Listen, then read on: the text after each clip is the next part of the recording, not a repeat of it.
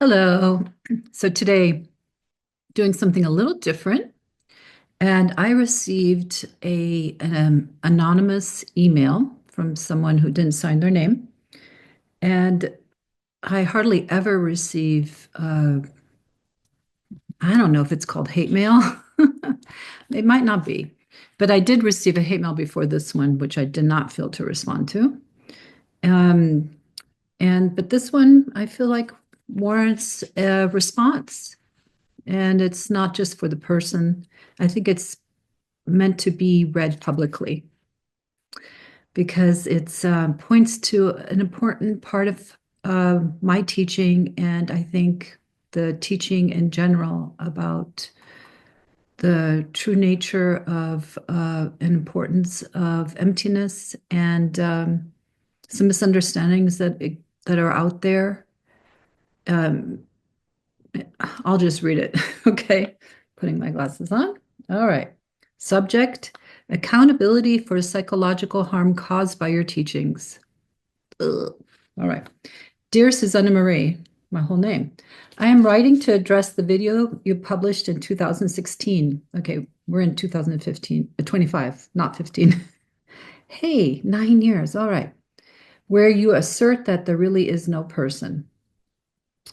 This message has been destructive, gaslighting, and psychologically damaging to many people who have encountered it, especially the women you taught and those who have been influenced by your ideas and are now regurgitating to others. I'm refraining from responding in the moment. Okay. It is alarming that years later, this harmful ideology continues to be regurgitated by some women in public forums, I guess me, spreading confusion and depersonalization on a wide scale, some even calling themselves teachers. There is nothing healthy or spiritual about erasing the sense of self or undermining personal identity in such a manipulative way. Your sadistic tones in these teachings only adds to the damage. Do you take responsibility for the psychological harm and the confusion your message has caused? Blah, blah, blah. You are prepared to acknowledge the real, are you prepared to acknowledge the real consequences of promoting ideas that destroy people's inner stability and sense of self? I guess it's all my fault. If whoever has paid attention to my words has an imbalance. Take a moment. Wait, what is your real intent behind this? I want to hear it straight from you. If I'm not a person, then what exactly am I according to you? Well, A, you're anonymous. Whatever vague definition you assign, what were you truly thinking when you made these videos and wrote these articles? Take a moment and reflect on your words you wrote here. And oh, I think it's a woman, but what do I know? The person is referring to There Really Is No Person, a video on my YouTube station from 2016 is under popular videos. Go watch it if you want to. Okay. So take a moment again and reflect on the words you wrote here, that video. What the heck are you even on about here? They're not just misguided, they come off as a form of psychological manipulation, almost like NLP, which is neuro linguistic programming tactics, aimed at undermining people's sense of self. Hypnosis, huh? Make no mistake, these messages have real consequences. I expect you to take responsibility and clarify your position, because if you don't, you're complicit in the damage done. This is not a matter of abstract philosophy. It is about the mental well-being of real individuals, which comes from Anonymous. So there you go. There's that. And I'm not riled up I'm just kind of got passionate. Passionate. You're seeing the passionate Susanna come to life for sharing this. You know, I'm not trying to make this one wrong. I just have a response. There could be pages and pages written in response, but I kept it, mostly brief. Dear Anonymous, There seems to be a misunderstanding about the essence of spirituality, which for thousands of years has consistently pointed to the truth of emptiness. So I'm not the only one pointing to this. Hello. And is that person coming after the Buddha? I don't think so. Emptiness and form are not separate. Both are divine expressions of the same whole. And what I'm writing here, this is my experience. Feeling like a person is not inherently a problem. For some, like myself, and maybe yourself too, who's listening, a deep longing arises for a greater truth because the experience of separation from life, nature, and even from oneself is painful. I mean, why else go after spirituality? In essence, it's in order to understand more about suffering and being a separate somebody is actually at the root painful. It is also unnatural and untrue. Animals, for example, do not carry this construct of a separate self, as far as we know, right? Fortunately, this inner confusion can be resolved through sincere inquiry into what is true, which I invite you, Anonymous, to look into. Through meditation and related practices, the illusion of the separate self can be seen through. I can attest to that. Many people I know can attest to that. Maybe you, at moments or in an abiding way, can attest to this, that the illusion of the separate self can be seen through. If identifying, I mean, that's the whole spiritual search, and that's the whole purpose. If identifying as a person is important to you, then by all means continue. No one, least of all myself, is pressuring you otherwise. In fact, I didn't make you go watch that video.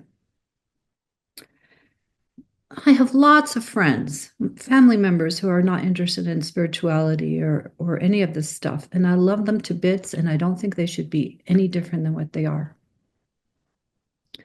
The longing to return home cannot be manufactured. It is a desire that comes directly from source. It's a push, from within. Find out what's true. Perhaps it arises when the idea of being a self has run its natural and healthy course. Without this longing, it is nearly impossible to understand it, and certainly impossible to comprehend what it is like when the self-center dissolves, revealing what is undivided and eternal, rather than divided and finite. This is not a concept, but a living experience, realizing that there never truly was a separate somebody, even when it seemed so, which is what that video points out so long ago, and so many of my teachings point to. Individual uniqueness remains, but the self-center is filled with God, the divine, or unbounded consciousness. Life continues to function, often appearing unchanged from the outside, but inwardly the shift is profound and can only be known when lived. Unlike you, I am not on a mission. I simply share from my own direct experience for those who feel drawn to listen and perhaps are called to deepen into their own realization. I believe that each person has their own soul's calling and a path of growth. I really do believe that. I see my role as that of an integrated spiritual teacher. My work and videos attest to this. I speak not only about formless transcendence, which that video is pointing to, but equally about living an integrated life after realization. Take a look at my YouTube channel. I talk about feeling into being a human, feeling into how to even feel into sensing, feeling, and welcoming and allowing our humanness. It's at least half, maybe even 3/4 of what I teach. I'm not a straight, in any way, non-dual teacher in the slanted way that is mostly teaching about transcendence.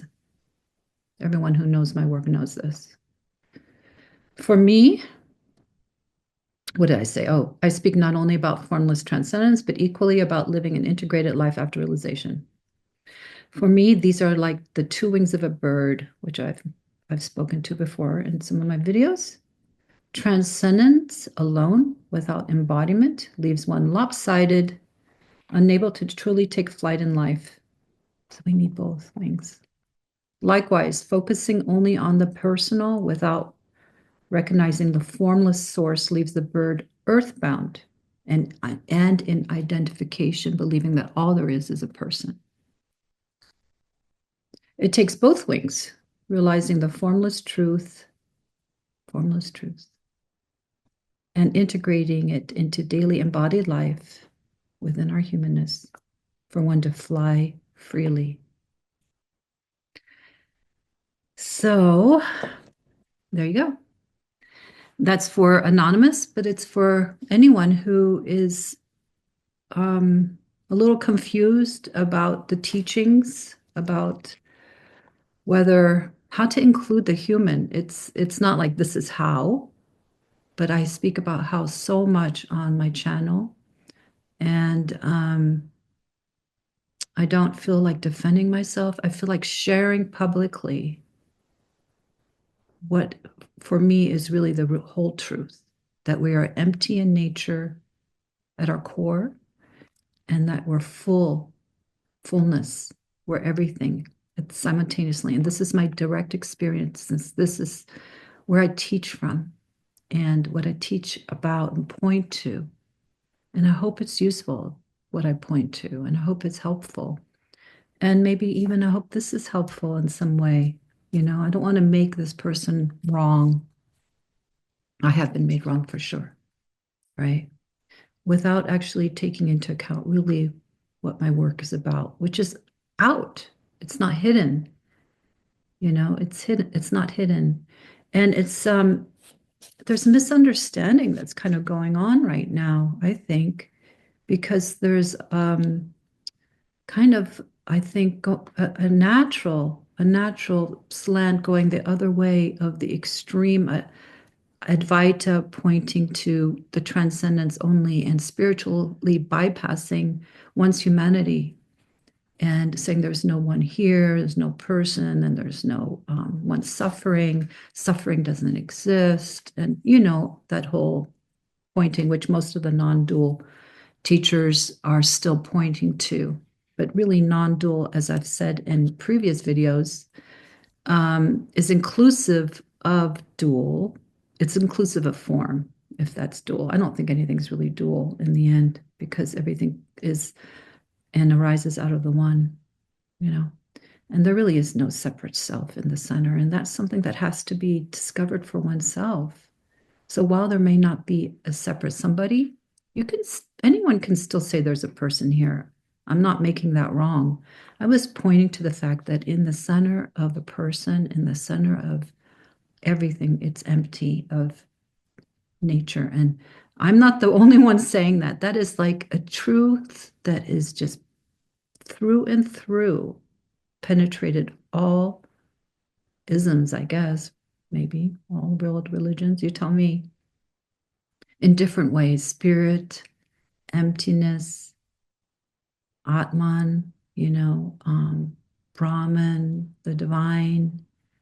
Um, be still and know that I'm God. I mean, this is the essence of spirituality, and how could it be missed and made wrong, especially coming from someone who really supports and celebrates the human and loves diversity. So there you go. I hope that this is helpful in some way, or at least entertaining. Be well. Warm wishes as always. Take good care.